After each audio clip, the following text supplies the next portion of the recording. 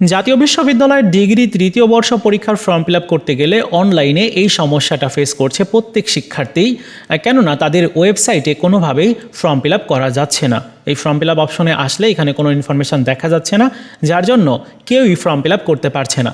শিক্ষার্থীরা চিন্তিত যে আগামীকাল 12 জুন ফর্ম ফিল আপের লাস্ট ডেট, এদিকে কলেজ থেকেও জানিয়ে দেওয়া হয়েছে আগামীকাল শুক্রবার কলেজ বন্ধ থাকবে। সো ফর্ম ফিল আপ কীভাবে করা যাবে? ফর্ম ফিল আপ কি আদৌ করতে পারবো নাকি পরীক্ষা দিতে পারবো না? কী রয়েছে সর্বশেষ আপডেট আজকের এই ভিডিওতে আপনাদেরকে জানানোর চেষ্টা করব এবং টেনশন ফ্রি করে দিব।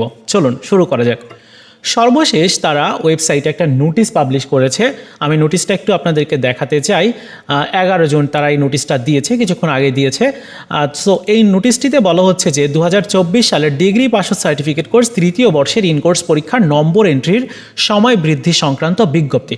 অর্থাৎ অনেক কলেজ রয়েছে যারা এখনও পর্যন্ত তাদের স্টুডেন্টদের ইনকোর্স পরীক্ষার নাম্বারটা এন্ট্রি করেনি, যার জন্য তাদের তথ্যগুলো শো করছে না ওয়েবসাইটে। কেননা ইনকোর্স পরীক্ষা যারা দিবে না তাদের ফর্ম ফিল আপ করতে দিবে না। সো যাদের নাম্বার এন্ট্রি করা হয়নি তাদের নাম্বারটা আগামী 15 জুনের মধ্যে এন্ট্রি করতে বলা হয়েছে। তাহলে 15 জুনের মধ্যে যাদের নাম্বার এন্ট্রি করবে সেই সকল শিক্ষার্থীদের তো ফর্ম ফিল আপের সুযোগ দিবে, তাই না?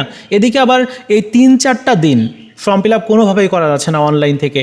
তারপর তাদের যে ন্যাশনাল ইউনিভার্সিটির ওয়েবসাইটগুলো রয়েছে এগুলোতে প্রচুর পরিমাণ ট্রাফিক্স, মানে কোনোভাবে এই ওয়েবসাইটগুলোতেও লগ ইন করা যাচ্ছে না, ওয়েবসাইটে দেখা যাচ্ছে না, নোটিশ দেখা যাচ্ছে না।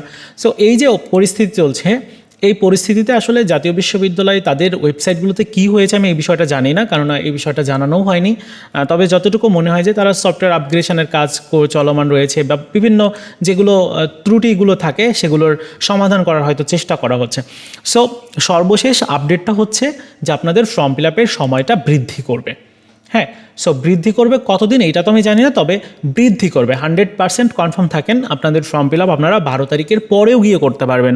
অনলাইন থেকে যারা করতে পারছেন না তারা আগামী 15 তারিখের পর পর্যন্ত আপনারা ফর্ম ফিল আপ করতে পারবেন। একদম 100% কনফার্ম থাকেন। আমি পরবর্তীতে আপডেট পেলেই দেখা যাচ্ছে আগামী এমনও হতে পারে আগামী 20 থেকে 25 জুন পর্যন্ত আপনারা ফর্ম ফিল আপের সময় আরও পাবেন।